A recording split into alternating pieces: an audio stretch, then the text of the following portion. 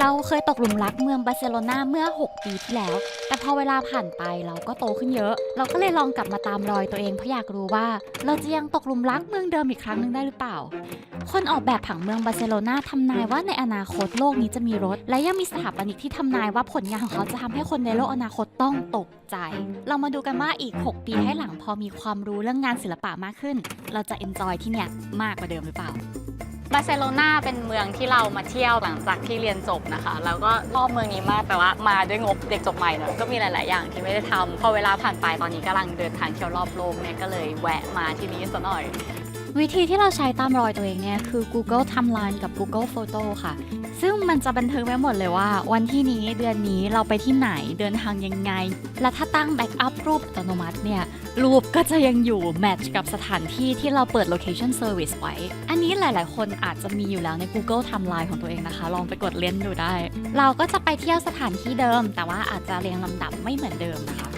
คราวที่แล้วที่เรามาบาร์เซโลนานะคะเป็นช่วงเดียวกับครั้งนี้เลยก็เลยได้บรรยากาศของหน้าร้อนแบบเดิมๆในสเปนที่คึกคักเพราะว่าสเปนเนี่ยเป็นประเทศยุโรปใต้นะคะอยู่ติดกับทะเลเมดิเตอร์เรเนียนอีกนิดก็จะแอฟริกาละดังนั้นบรรยากาศหรือ culture มันจะมีความสนุกแล้วก็อบอุ่นมากอันนี้ก็คือมิวสิก้าคาตาลานาหรือว่าโรงละครเนอะคอยมากเลยคือจะบอกว่าก่อนหน้านี้เหตุผลที่เราเรียนจบแล้วเราตัดสินใจเก็บเงินมาสเปนอะเพราะว่าตอนก่อนที่เราจะเข้ามหาลัยอะเราชอบการ์ตูนญี่ปุ่นมากใช่ไหมแบบรู้จักอาร์ตอยู่แบบเดียวเลยคือตอนช่วงเรียนอะเราไปสตูดตากับงานของศิลปินเช็กคนนึงชื่ออัลฟอนส์มูคาแล้วเราก็รู้ว่าสไตล์ของเขาอะมันเรียกว่าอาร์ตนูโวทีนี้แบบพอเราดูต่อไปเรื่อยๆเราก็เพิ่งมาเห็นว่าอาร์ตนูโวมันมีหลายที่นะแล้วก็มันมีอยู่ที่นึงที่ variation ของอาร์ตนูโวมันไม่เหมือนที่อื่นเลยก็คือสเปนเพราะมันมีสไตล์ที่เรียกว่าคาตาลันอาร์ตนูโวหรือโมเดิร์นิสเมมาเข้าใจโลกผ่านชื่อกันดีกว่าคาตาลันคือชื่อเก่าของอาณาจักรแถบนี้ฟีลแบบที่จังหวัดปัตตานีเมื่อก่อนคืออาณาจักรลังกาสุกะ Arts แปลว่าศิลปะ Nouveau คือ new หรือใหม่เป็นภาษาฝรั่งเศสดังนั้นคาตาลัน Art Nouveau ก็แปลว่าศิลปะคาตาลันยุคใหม่ก็เลยใช้อีกชื่อหนึ่งว่า Modernisme ได้เพราะ modern แปลว่าใหม่ก็เลยแบบมาเสิร์ชพอเสิร์ชเราก็เลยแบบรู้สึกหลงไหลในภาพสถาปัตยกรรมที่เห็นใน Pinterest ตอนนั้นก็เลยมาจริงๆรอบที่แล้วที่เรามาเนี่ยสิ่งที่เราทำคือเข้าไปถ่ายเซลฟี่ตัวเองในห้องน้ำแล้วก็ดูสถาปัตยกรรมรอบนี้เดี๋ยวเราไปดูก่อนว่าช่วงนี้เขามีแสดงอะไรบ้างแล้วก็มีตั๋วไหมถ้าไม่มีเนี่ยเราก็คงจะทำเหมือนเดิมก็คือเข้าไปถ่ายเซลฟี่ในห้องน้ำมันคงเป็นตึกที่สวยมากเลยนะแล้วเราไม่รู้ว่าทำไมในความทรงจำเราอะเราจำไม่ค่อยได้ว่าที่นี่สวยแบบถ้าจะจำอะไรเกี่ยวกับที่นี่ไม่ได้เลยถ้าเกิดว่าไม่ใช่ว่า Google มันเตือนว่าเคยมาที่นี่ก็คือจะลืมไปเลยจริงๆมีเพลงอะเพลงน่าจะเต็มน่าจะไม่มีช่วงนี้หรือเปล่าที่นี่เต็มไปด้วยตัวอย่างของงานแก้วสีนะคะซึ่งเป็นหนึ่งในสิ่งที่เขาทำเยอะในงานอาร์ตโนโวก็คือการทำดอกไม้ใบไม้แบบเป็นแก้วสีเนื่องจากตั๋วหมดนะคะเราก็เลยไปเดินตามหาห้องน้ำเดิมแทนซึ่งก็หาไม่ยากนะคะเพราะว่าพอไม่มีตั๋วก็เข้าได้ไม่ไกลมากเจอห้องน้ำแล้วเราไม่แน่ใจว่าเขารีโนเวทห้องน้ำหรือเปล่าเพราะว่าห้องน้ำเดียวที่มันเข้าได้โดยที่ไม่ต้องเข้ากับโรงละครอ่ะมันก็คือห้องน้ำอย่างนี้แต่ว่าตอนนี้ข้างในอ่ะมันเป็นกระเบื้องสีขาวไปหมดเลยแต่ถ้าเราดูกระเบื้องนอกห้องน้ำมันยังเป็นกระเบื้องสีฟ้าแล้วก็เป็นลายแบบเดียวกับที่เราเคยถ่ายรูปคู่มาก่อนแล้วก็เลยคิดว่าหรือว่าห้องน้ำเขารีโนเวทว้าเพราะมันไม่เหมือนเดิมแต่มันก็ไม่น่าจะมีที่อื่นแล้วเป็นว่ามาถึงที่นี่แล้วเข้าไปในห้องน้ำแล้วแต่ว่าสีมันไม่เหมือนเดิมค่ะ6 ปีผ่านไปน่าจะ global warming นะคะเพราะว่าทำไมมาเดือนเดียวกันแต่เมื่อก่อนเราดูหนาวจังครั้งที่แล้วที่มาบาร์เซโลนานะชอบภาษาสเปนมากแล้วก็บอกกับตัวเองว่าสักวันหนึ่งฉันจะเรียนภาษาสเปนให้ได้ตอนนี้ได้เรียนแล้วพูดไม่ได้ ได้ลองพยายามลงคอร์สเรียนแล้วแต่ว่าก็ไม่ค่อยได้ใช้งานอะไรอย่างงี้นะก็ถือว่าเราก็ได้ทำตามที่เราบอกตัวเองไว้สเต็ปหนึ่งถึงแม้อาจจะไม่ได้สำเร็จ 100% ก็ตามการได้มาตามที่ในความทรงจำมันก็สนุกอยู่แล้วแต่ว่าเราก็จำมันได้แค่ส่วนหนึ่งอะพอเรามาดูจริงๆอีกครั้งมันได้เห็นแบบมันมีคาเฟ่ได้หรอมันมีแบบนี้ได้หรอจำไม่ได้เลยสวยกว่าที่คิดไว้อีกอะไรอย่างเงี้ยแต่ว่าแบบก็อาจจะเป็นเพราะว่าเราชอบบาร์เซโลนามากแล้วก็ชอบงาน น่มากอะไรเราก็เลยรู้สึกแบบจอยกับทุกอย่างที่เห็นเพิ่มอะไรอย่างเงี้ยจะเห็นว่าเราใช้การเดินในการไปที่ต่างๆในบาร์เซโลนาเยอะ เพราะว่าเมืองนี้มีผังเมืองที่โดดเด่นมากก็คือแบบกริดนะคะ เวลาพูดถึงผังเมืองบาร์เซโลนาคนมักจะเน้นภาพไอ้ก้อนๆตึกที่เป็นสี่เหลี่ยมนี้ใช่ไหมแต่จุดเด่นของมันอีกอย่างหนึ่งที่อยากให้สังเกตกันคือถนนค่ะบาร์เซโลนาไม่ใช่เมืองเดียวในโลกที่วางผังเมืองแบบกริดแต่จุดที่ทำให้เขามีความโดดเด่นคือความกว้างของถนนและอินเตอร์เซ็กชันตรงนี้ซึ่งมันถูกออกแบบตั้งแต่โลกของเราจะรู้จักรถอีกนะคะคือวิศวกรคนออกแบบเนี่ยเขาเดาว่าในอนาคตคนจะต้องคิดวิธีการเดินทางที่ใช้ความเร็วสูงแน่ๆและของความเร็วสูงเนี่ยน่าจะอันตรายกับคนเดินเนาะก็เลยต้องทำถนนให้กว้างๆแล้วก็มีพื้นที่เพื่อให้ไอ้เจ้าความเร็วสูงพวกนี้มันลดความเร็วลงก่อนที่จะเลี้ยวนั่นจึงเป็นที่มาของผังเมืองแบบกริดที่เป็นเอกลักษณ์ของบาร์เซโลนาไม่ใช่แค่ตึกแต่ถนนที่ถูกออกแบบไว้เพื่อทำนายอนาคตล่วงหน้าว่าเมืองจะต้องให้ทั้งคนเดินและรถยนต์สัญจรให้ได้ตอนนี้เราอยู่ที่ถนนลาลัมบ้านะคะก็คือเดินตามรูทเดิมที่เคยเดินเมื่อสมัยก่อนจริงๆถนนเส้นนี้เป็นถนนแบบโบราณเป็นย่านเมืองเก่าของเขาแล้วก็เป็นถนนช้อปปิ้งด้วยแต่เอาจริงๆป้าสำหรับเรารู้สึกว่าบาร์เซโลนามันก็สวยทุกเมืองแหละมันเป็นเมืองที่ uplift ก็แล้วกันใช้คำนี้คือพออารมณ์ดีเราจะสังเกตเห็นดีเทลอะไรน่ารักเช่นประตูบ้านเนี้ยใหญ่มากเวอร์มากเราปิดประตูนี้ตามตึกแถวอะไรอย่างเงี้ยมันมีความแบบลายวาดรูปโบราณที่ไม่มีใครบูรณะแล้วก็ปล่อยไว้เฉยๆเพราะว่าตอนนี้กลายเป็นช็อปสนีกเกอร์ไปแล้วอะไรอย่างเงี้ยแบบสวยฉันรักเมืองนี้ฉันอยากกลับมาอยู่เมืองนี้6 ปีที่แล้วฉันบอกว่าฉันรักเมืองนี้แล้วฉันอยากกลับมาเที่ยวเมืองนี้ตอนนี้ฉันขอพูดว่าฉันรักเมืองนี้แล้วฉันอยากย้ายมาอยู่ที่นี่ค่ะคือภาพที่เรากินไอติมภาพนี้เป็นภาพแรกที่ทำให้เราเกิดไอเดียคลิปนี้ขึ้นมาก็คือเฮ้ยเราเคยกินไอติมที่ร้านนี้ผ่านมา6 ปีร้านมันจะยังอยู่ไหมอะไรเงี้ยก็เลยลองเสิร์ชดูแล้วก็เจอว่าร้านอาจจะยังอยู่ก็เลยคิดว่าเดี๋ยวลองมาเดินหาดูดีกว่าว่าร้านไอศครีมที่เราเคยกิน6 ปีที่แล้วเนี่ยยังมีอยู่หรือเปล่าแล้วเราจะแบบถ่ายรูปมุมเดิมกับตัวเองได้ไหมรู้สึกจำมาเกี่ยวกับถนนนี้ไม่ได้เลยอะแบบรู้สึกตอนนี้เนี่ยความรู้สึกคือถนนทุกอันในยุโรปหน้าตาเหมือนกันหมดตึกมันดูคุ้นๆแต่เมื่อก่อนมันชื่อ Fraggy Ice ตอนนี้มันชื่อ Fraggy Cafe ไม่แน่ใจแต่มันก็ดูมีไอศครีมอยู่นะ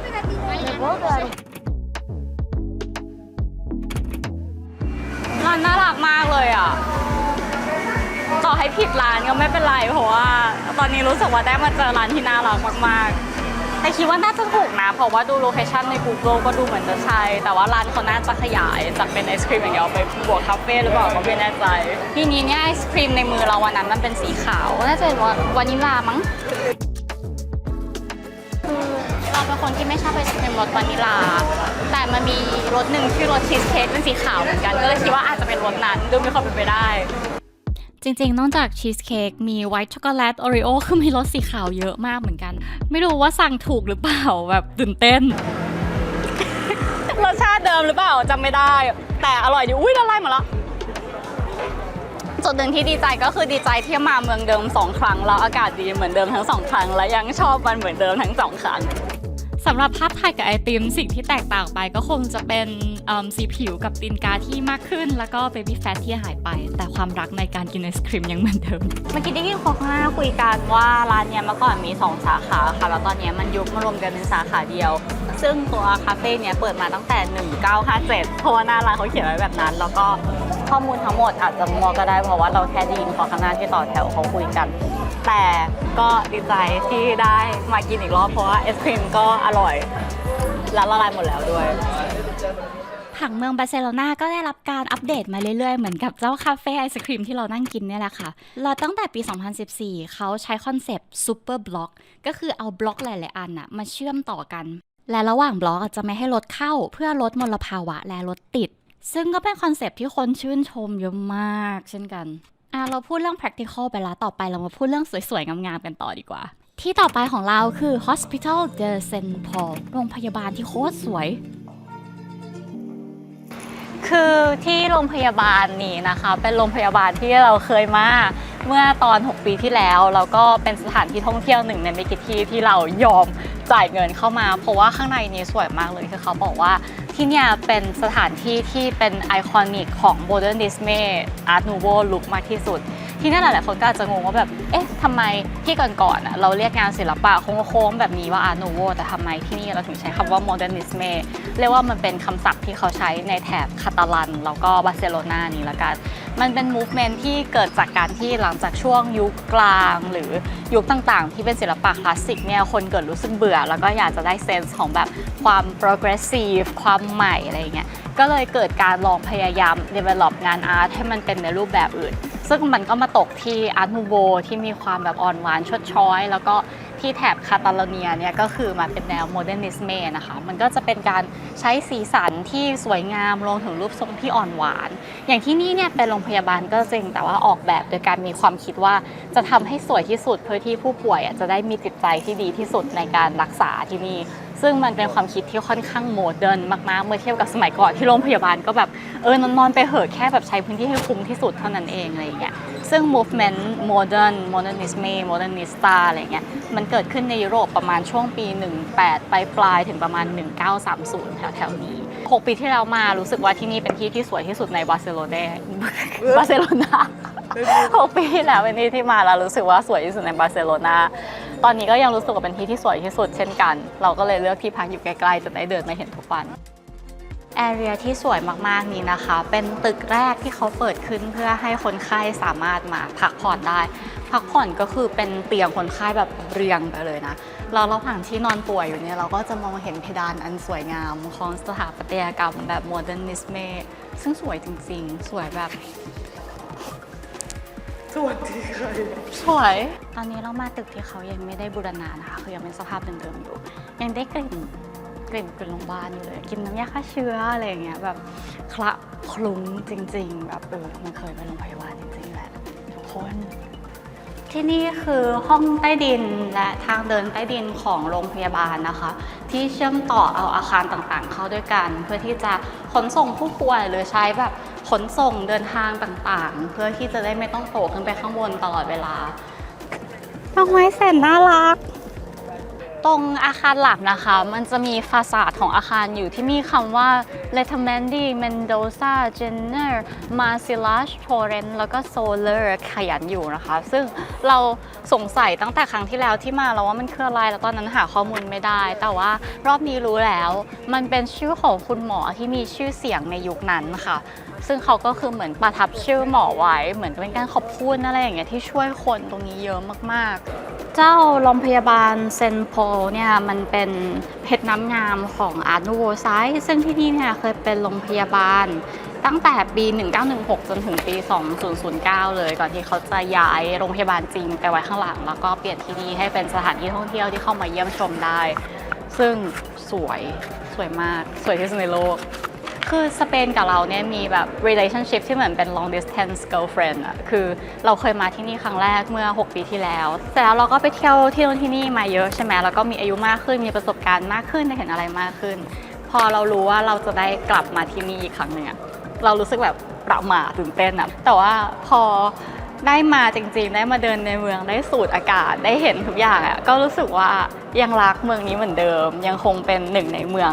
ท็อป 3ในใจเหมือนเดิมเมื่อก่อนเป็นอันดับ 1แต่เสร็จแล้วโดนแย่งอันดับ 1ไปโดยอิหร่านและอิหร่านเป็นอันดับ 1อยู่นานมากจนกระทั่งโดนแอนตาร์กติกาแย่งไปก่อนหน้านี้เอกลักษณ์อีกอย่างหนึ่งของอาร์ตนูโวที่เราจะเห็นได้ชัดๆเลยเนี่ยก็คือการใช้ลวดลายธรรมชาติค่ะดอกไม้ใบไม้หรือการเลื้อยกันของเถาวัลย์ซึ่งถ้าเกิดว่าเราดูลายไทยเนี่ยลายไทยก็จะชอบใช้ลวดลายธรรมชาติเช่นกันแต่ว่าความหวานหอมของอาร์ตนูโวโมเดิร์นิสเมเนี่ยมากเกินไปในภายหลังเนี่ยมันก็ถูกอีกมูฟเมนต์หนึ่งที่ชื่อว่าอาร์ตเดโคซึ่งมีความแข็งแรงมัสคูลินเข้ามากกว่าเข้ามาแทนแต่อย่างไรก็ตามไซอาร์ตนูโวเหล่านี้ก็ยังคงความสวยงามให้พวกเราเห็นอยู่ทั่วไปเย่สงสัยมากว่าทำไมถึงเป็นตัว E แบบว่าเห็นตัว E เต็มไปหมดแบบไม่เข้าใจว่าย่อมาจากอะไรเพราะว่าโรงพยาบาลชื่อเซนต์ปอลตัว E ย่อมาจาก emergency หรอหรืออะไรทำไมเข้าใจว่าเป็นตัว E เข้าใจว่าเป็นหัวใจเข้าใจว่าเป็นเม็ดยาผิดหมดทั้ง3คนนะคะจริงๆแล้วมันเป็นตัว G ค่ะมาจากคำว่า Paul G ซึ่งตัว P ก็คือ Paul ตัว G ก็คือ Jill เป็นข้อดีของการถามเมื่อมีสิ่งที่สงสัยเพราะเมื่อกี้พนักงานเขาก็ไม่รู้เสร็จแล้วเขาก็วอ ถามเหมือนเพื่อนเขาแล้วเพื่อนเขาก็ตอบให้เลยสุดยอดจริงๆหัวใจหรือเม็ดยาพาราหรือตัว E คีย์บอร์ดมันคือตัวจี เอกลักษณ์ของงานคาตาลันอานูโว aka Modernisme เนี่ยที่เราจะได้เห็นกันต่อจากนี้เยอะๆเลยก็คือการเอากระเบื้องสีมาจัดเรียงเป็นลวดลายนะคะแล้วศิลปินอาร์คิเทคคนที่ทำสิ่งนี้ได้โดดเด่นที่สุดก็คือเกาดีซึ่งเดี๋ยวต่อไปเราก็จะได้เห็นผลงานของเขามากมายเต็มเมืองไปหมดมาถึงจุดนี้เราต้องเล่าถึงคนที่สร้างไอคอนิกลุคของบาร์เซโลนาให้ฟังแล้วล่ะอันโตนิโอเกาดีนะคะเป็นสถาปนิกยุคโมเดิร์นที่ถ้าใครขี้เกียจจำศัพท์ยากๆก็แค่จำเอกลักษณ์ว่า 1. ตึกของเขาเนี่ยจะมีรูปทรงบิดเบี้ยวเพราะว่าเขาผสมรูปทรงธรรมชาติเข้ามา 2. เขาชอบเอากระเบื้องแตกๆมาประดับค่ะซึ่งตอนช่วงที่เขาดังสุดๆเนี่ยมีแต่คนรวยพยายามจะจ้างให้เขามาออกแบบบ้านให้เราก็เลยเจอตึกทั้งของเอกชนและราชการที่เป็นผลงานของเกาดีเต็มไปหมดตอนนี้อยู่หน้าคาซาเบาโล Casa Baguio น่าจะออกเสียงผิดอีกแล้วอันนี้เนี่ยเป็นอันที่เคยมาค่ะตอนที่มารอบที่แล้วเนี่ยคือเรามีให้เลือก2อันเงินงบจำกัดว่าจะเข้าคาซาอันนี้หรือว่าจะไปเข้าคาซามิลาซึ่งรอบที่แล้วอ่ะเราเลือกเข้าคาซาอันนี้แล้วเนื่องจากวันนี้เป็นวันเสาร์แล้วคนเยอะมากๆและตั๋วแพงขึ้นจากที่จำได้อีกดังนั้นเนี่ยเราก็เลยจะเก็บเงินไปเข้าคาซามิลาที่6ปีที่แล้วเราไม่ได้มานะคะชอบความที่6ปีที่แล้วก็รู้สึกว่าตั๋วแพงตอนนี้กลับมาก็รู้สึกว่าตั๋วแพงอยู่ดีเสาไฟที่สวยจนต้องนั่งพักข้างหลังเราคือคาซามิล่านะคะก็เลยเดี๋ยวเราจะเข้าไปดูข้างในกันคาซามิล่าเนี่ยเป็นคฤหาสน์นะคะที่เจ้าของเนี่ยเขาคอมมิชชั่นให้เกาดีเนี่ยสร้างให้เขาเป็นการส่วนตัวดังนั้นเนี่ยข้างในเนี่ยก็คือจะบวกเทสความต้องการของเจ้าของเข้าไปด้วยย้อนกลับไปที่ผลงานของมูค่าที่เป็นงานอาร์นูโบเนี่ยเขาจะชอบวาดดอกไม้และรูปทรงออร์แกนิกโค้งๆสวยๆใช่ไหมตึกของเกาดีอ่ะก็คือเอารูปทรงธรรมชาติโค้งๆสวยๆเหล่านี้มาทำเป็นสตรัคเจอร์ตึกนั่นเองคือยุคนี้มันเป็นยุคแรกๆที่มีนักวาดภาพเพื่อการโฆษณาค่ะหรือ illustrator แบบไม่ได้วาดรูปเพื่อศาสนาหรือเพื่อครอบครัวคนรวยแค่ครอบครัวใดครอบครัวหนึ่งแต่เป็นการวาดเพื่อบริษัทเพื่อทำการโฆษณาอะไรบางอย่างซึ่งเราก็เลยจะเห็นงานแนวอาร์ตนูโบเนี่ยเป็นงานแนวโฆษณาซะเยอะสวย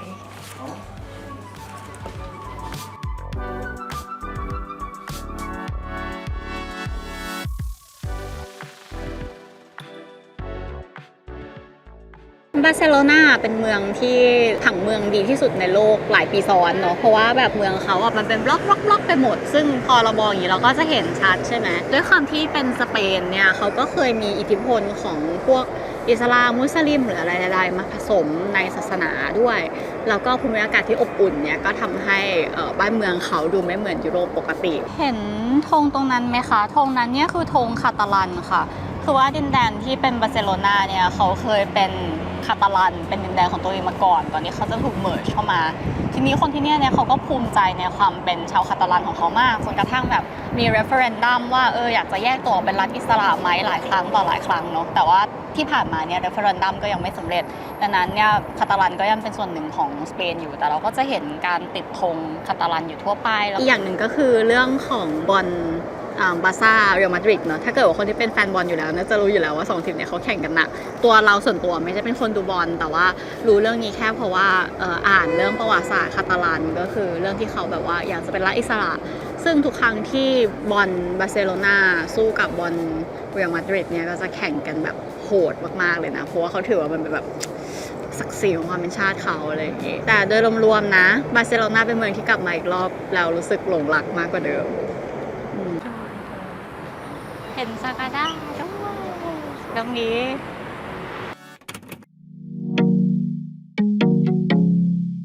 นี่คือซากราดาฟามิเลียนะคะซึ่ง6 ปีที่แล้วที่เรามาเราก็รู้สึกว่าไม่สวยตอนนี้มาก็รู้สึกว่าไม่สวยกว่าเดิมนะคะสาเหตุที่นี่ไม่สวยก็เป็นเพราะว่ามันเป็นโบสถ์ที่สร้างมาแล้วประมาณ140 ปีเนาะจนถึงตอนนี้ก็ยังสร้างไม่เสร็จ ทำให้ไม่ว่าทุกครั้งที่เรามาเนี่ยมันก็จะมีเครนคอยสร้างคอยพันนู่นนี่ไปหมดซึ่งครั้งแรกที่เรามาเนี่ย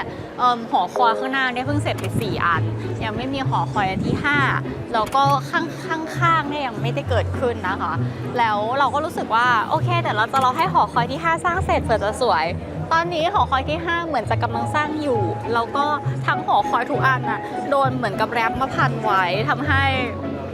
เหมือนน้องกำลังทำผมอยู่นึกออกปะเหมือนกำลังย้อมผมอยู่แล้วพันหัวยังไม่เสร็จเลยอะแล้วก็มี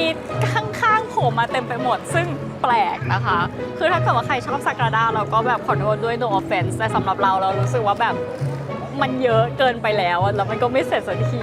แล้วเราก็ไม่รู้ด้วยว่าในช่วงชีวิตเราจะได้เห็นมันแบบเวอร์ชันที่เสร็จหรือไม่ anyway มุมที่เราเคยถ่ายรูปนะคะเพราะว่าวันนั้นที่เรามาคนเยอะมากซา g ราดาเป็นที่ท่องเที่ยวไม่กี่ที่ที่เราแบบยอมจ่ายค่าตั๋วเข้าเราก็เลยหลบมุมไปข้างๆแล้วก็ถ่ายรูปครั้งที่แล้วสิ่งที่เราประทับใจมากๆเกี่ยวกับที่นี่ก็คือข้างในเพราะว่ากระจกมันเป็นสีและแสงเราเข้ามาสวยมากดังนั้นเดี๋ยวครั้งนี้เราก็จะเข้าไปข้างในกันเขากล่าวกันว่าซา g ราดาเนี่ยนะคะทำให้มันดูอลังการเพราะว่ารูปสลักที่ซับซ้อนจะทำให้เรามองแล้วรู้สึกเหมือนสัตว์มันมีชีวิตและขยับได้ขนาดประตูยังเป็นรูปแมลงทับและใบไม้ทุกอย่างเต็มไปหมดที่นี่คือแบบ extreme to the extreme to the maximum of extreme นะคะ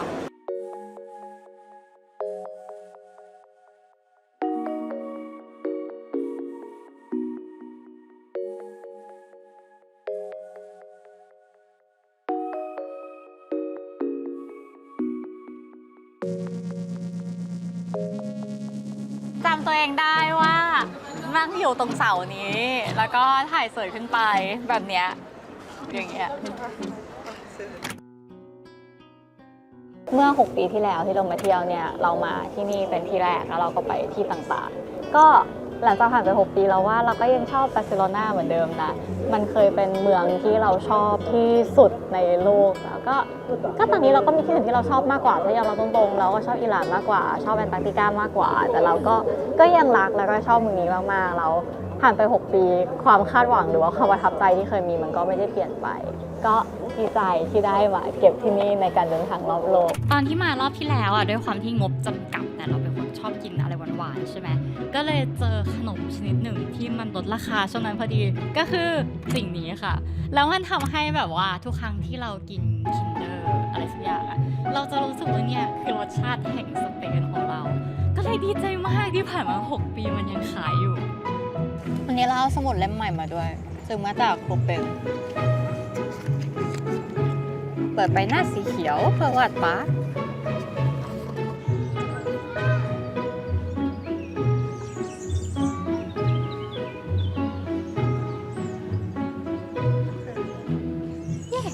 เพิ่งรู้ตัวว่าเราน่าจะทำแหวนออมหาย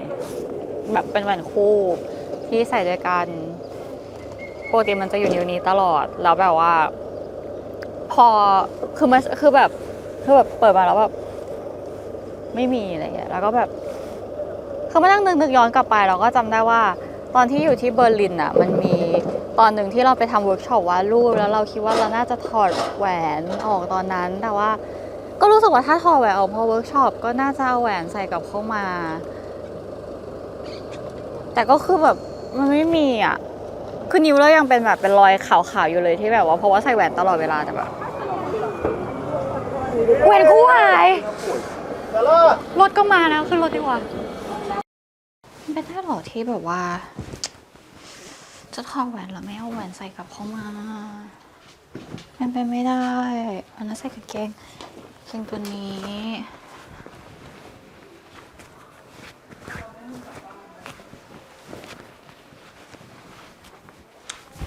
What ไม่จริงแบบไม่จริงอย่าบอกนะว่าเราถอดแล้วเราไม่ได้ใส่เอาไว้ในกระเป๋าแล้วเราก็ไม่ได้เอากลับมามันไปได้ยังไง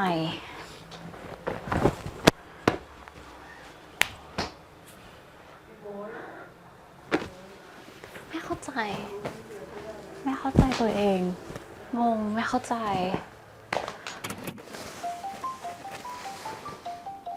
เดี๋ยว ทำอะไรอยู่ครับ ดูคลิปที่เธอลง มีอะไรจะสารภาพ อะไร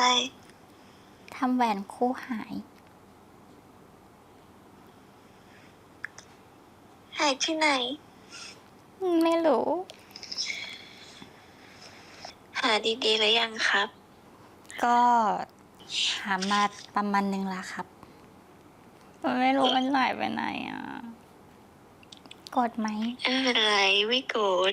เขายังเคยทำของหายเลย เราก็ไม่มีใครตั้งใจทำอะไรหายหรอกเนาะ ครับใช่ครับ เดี๋ยวไปซื้อใหม่คู่กันครับ วันนี้วันที่ 62 ตั้งแต่ออกมา ครึ่งทางแหละ โอ้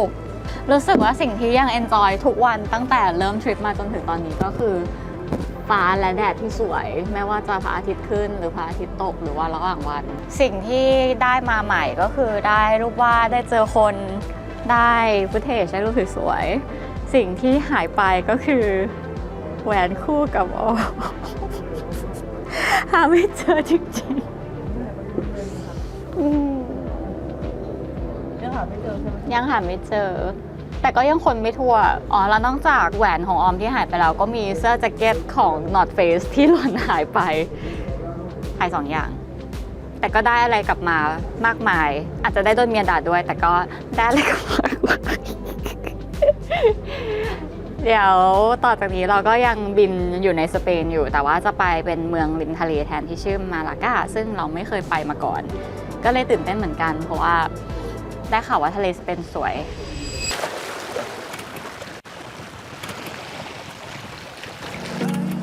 มาลากาเนี่ยเป็นเมืองที่สวยมากนะ แต่ว่าเราไม่ได้อัดอะไรสำหรับ YouTube เยอะ เพราะว่าเราเก็บไว้สำหรับด็อกิเมนทารีค่ะ